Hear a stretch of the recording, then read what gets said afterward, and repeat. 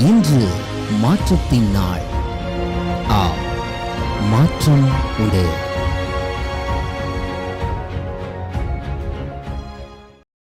ஆண்டவராகிய இயேசுவின் நாமத்தினாலே மாற்றம் உண்டு என்கிற இந்த அனுதின தியானத்தின் மூலமாக உங்களை சந்திக்கிறதுல எனக்கு மிகுந்த சந்தோஷம். ஆண்டவரும் இரட்சகருமாக இயேசுவின் நாமத்தில் உங்களை வாழ்த்துகிறேன். சுகமாக இருப்பேன் என்று விசுவாசிக்கிறேன்.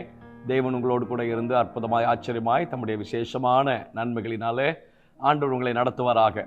இந்த மாதத்திலே தேவன் நம்முடைய கரங்களில் ஒரு கொடியை கொடுப்பேன் என்று வாக்கு பண்ணியிருக்கிறார். கர்த்தர் செய்யும் மாற்றங்களையும், தேவன் செய்யும் அடையாளங்களையும், தேவன் செய்யும் அற்புதமான கிரியைகளையும் ஆண்டவருடைய கரத்திலே எதிர்பாருங்கள். தேவன் தம்முடைய மகத்துவமான நன்மைகளை கர்த்தர் விளங்க பண்ணுவாராக. உபாகமத்தின் புஸ்தகம் 9ஆம் அதிகாரம் 3வது வசனம், டியூட்ரானமி சாப்டர் 9 verse number 3. உன் தேவனாகிய கர்த்தர் உனக்கு முன்பாக கடந்து போகிறவர் என்பதை இன்று அறிய கடவாய்.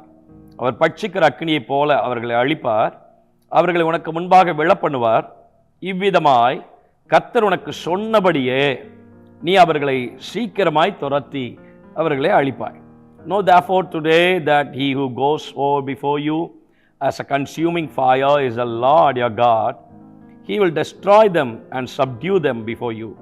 So you shall drive them out and make them perish quickly as the Lord has promised you.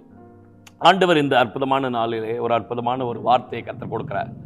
முதல் 2 வசனங்களை வாசித்து பார்ப்போம் என்று சொன்னால், தேவனுடைய பிள்ளைகளை அதிகமாய் நிந்தித்து கொண்டும் அவமானப்படுத்தி கொண்டும் ஏளனம் செய்து கொண்டிருந்தும் இல்லை சில வல்லமைகளை கர்த்தர் இந்த 3வது வசனத்தில் கர்த்தருடைய பிள்ளைகளோடு தேவன் ஒரு கவனன்ட் ஏற்படுத்தி அதை முறித்து அவைகளில் இருந்து முற்றிலும் தம்முடைய பிள்ளைகளிடம் இருந்து அவர்கள் ஓடி போகத்தக்கதாக கர்த்தர் தம்முடைய மகத்துவமான காரியங்களை இந்த 3வது வசனத்தில் செய்கிறார். யார் உங்களை நிந்தித்து கொண்டிருப்பது? யார் உங்களை அவமானப்படுத்தி கொண்டிருப்பது? யார் உங்களை ஏளனம் செய்வது? உங்களை ஏளனம் செய்து கொண்டு அவமானப்படுத்தி கொண்டு உங்களை நிந்தித்து கொண்டே இருக்கும் வல்லமை இன்றோடு அது முடிவுக்கு வரும். இன்றோடு அது முடிவுக்கு வரும். உங்களை நிந்திக்கிற வல்லமை இன்றோடு அதற்கு ஒரு முடிவை கர்த்தர் ஏற்படுத்துவார். உங்கள் நம்பிக்கை வீண் போகாது.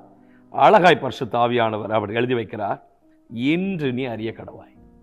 இன்று கர்த்தர் உங்களுக்கு முன்பதாக போகிறார் என்பதை இன்று நீங்கள் அறிய கடவீர்கள். அவர் பட்சிக்கிற அக்கினியைப் போல அவர்களை அழிப்பார்.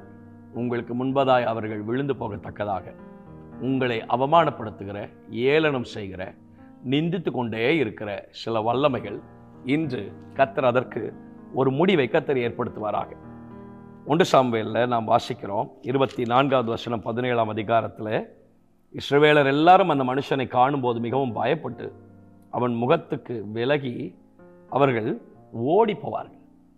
அப்படி இருந்து கொண்டிருந்த சூழ்நிலையை கர்த்தர் அப்படியே மாற்றினார். நிலைமைகள் எல்லாவற்றையும் கர்த்தர் அப்படியே மாற்றினார்.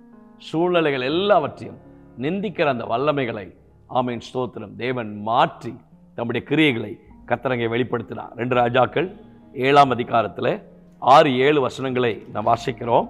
ஆமென்.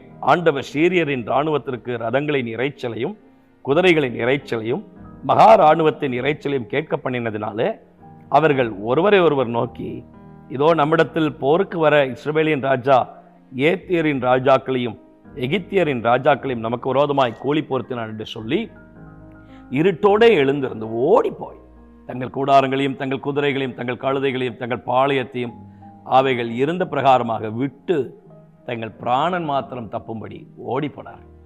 உங்களை துரத்த நினைத்தவர்கள், உங்கள் சுதந்திரத்திலிருந்து உங்களை தள்ள நினைத்தவர்கள், உங்கள் மேன்மையிலிருந்து உங்களை கீழே விழத்தள்ள நினைத்தவர்கள், உங்கள் ஸ்தானத்திலிருந்து உங்களை அழிக்க நினைத்தவர்கள், உங்கள் நேமை டேமேஜ் பண்ண நினைச்சவங்க, இந்த எல்லா வல்லமைகளும் இன்று, நாளை அல்ல, இன்று இன்று என்னை கேட்டுக்கொண்டிருக்கிற அருமையான தேவனுடைய பிள்ளைகளே, இன்று ஒரு அற்புதத்தின் நாள்.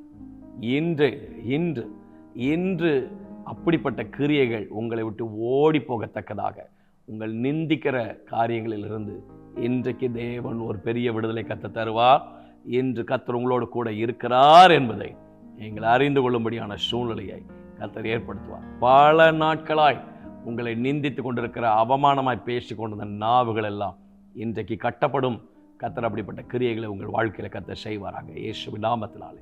ஊழியத்தில், தனிப்பட்ட வாழ்க்கையில் எங்களுக்கு விரோதமாய் பேசி கொண்டிருக்கிற சில நாவுகள் இன்றைக்கு கர்த்தர் அவைகளை அரெஸ்ட் பண்ணும்படியாக நாங்கள் ஜெபம் பண்ணுகிறோம். தேவன் சொன்ன வார்த்தையின்படியே உடைய பிள்ளைகளுடைய வாழ்க்கையில் நன்மைகள் நிறைவேறட்டும். மேன்மைகளை கர்த்தர் காணும்படிக்கு அற்புதம் செய்யும்.